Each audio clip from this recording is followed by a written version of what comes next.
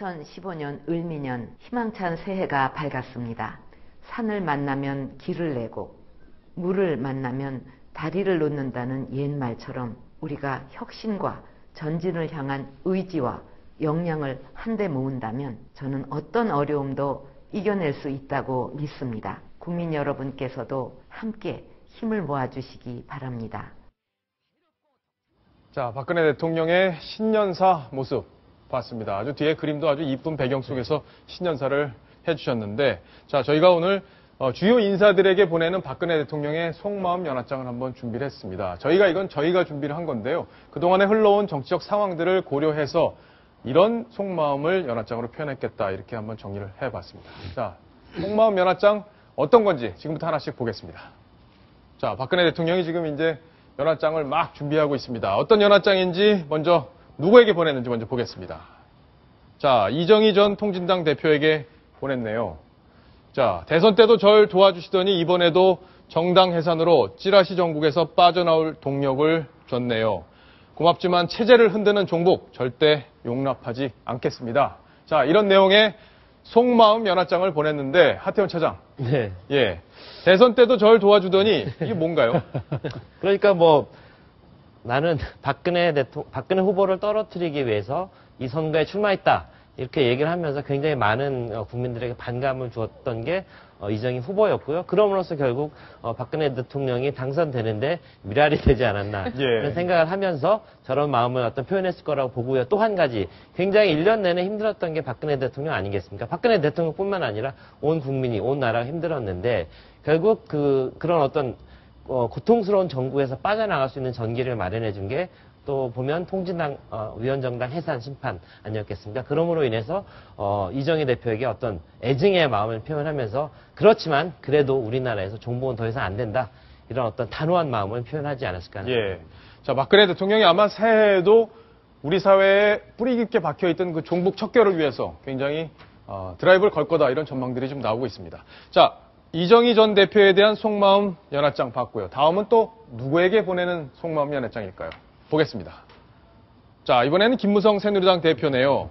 자, 읽어보겠습니다. 제 뜻으로 대표가 되신 건 아니지만 그래도 많은 도움 주셨습니다. 개헌 발언 때는 정말 화가 많이 났었죠, 이때. 앞으로도 개헌 문제는 신중히 아셨죠? 자, 이렇게 얘기를 했을 거다, 이런 속마음 연화장인데, 자, 이것도 하태원 차장이 짧게 정리를 해주시죠. 그럴까요? 네, 짧게 하겠습니다. 예.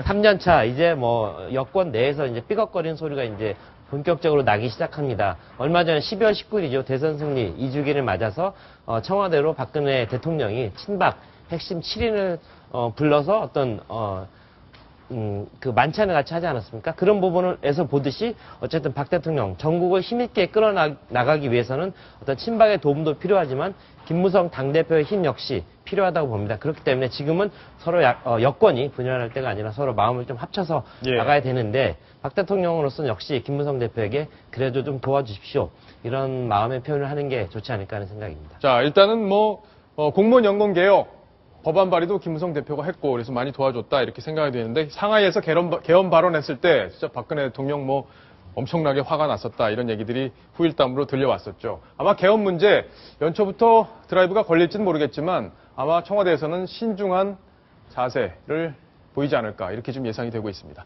자, 다음 연화장 또 보겠습니다. 이번엔 또 누구에게 보냈을까요?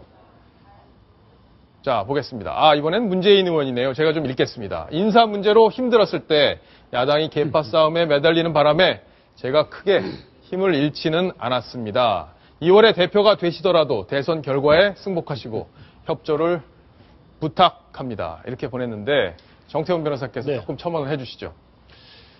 사실 박근혜 대통령이 취임하시고 나서 항상 문제가 됐던 것이 인사 문제였거든요. 예. 일반인이 전혀 납득할 수 없는 그런 후보자들이 나와서 또 청문회에서 또 낙마하는 그런 사례들이 계속 진행이 되니까 굉장히 실망을 많이 했었는데, 다행히 우리 박근혜 대통령 입장에서는 다행으로 생각할 수 있는 것이 야당 자체가 그거에 대해서 합리적인 어떤 비판을 못하고 지린멸렬을 하는 바람에 어떻게 보면은 그 새누리당 내지는 박 대통령 입장에서는 이득을 얻은 셈이죠. 반사 이익을 받죠. 그렇습니다. 예. 그런 점에서 이번에 또 2월 달에 이제 그 전당대회가 있는데 28 전당대회에서도 또 비노와 친노가 또 갈등이 있다고 하거든요. 그렇죠. 그렇게 되면은 또 그 어떻게 보면 또 반사이익이 있을 수도 있고 그렇긴 하지만은 계속 뭐 대선 결과에 대해서 처음에 승복하셨다고 이제 문재인 의원이 말씀하셨는데 나중에 또 다른 말씀하셨거든요. 예. 뭐 그런 점에서 뭐 한마디 더 첨언하신 게 아닌가 싶습니다. 승복을 해달라. 예. 자, 이렇게 문재인 의원에게 속마음 연합장을 보냈을 걸로 저희가 한번 생각을 해봤습니다. 자, 다음 연합장도 보겠습니다. 다음 연합장. 자, 이번에는 궁금한 바로 그분에 대한 건데, 자, 정윤회 씨 그림자 실세라고 알려져 있기는 엄청 알려져 있었는데 실제 나온 게 없습니다. 정윤회 씨에 대한 연합장 한번 보겠습니다. 정 실장과 나는 연이 끊어진 지 오랜데 세상은 믿으려 하지 않네요.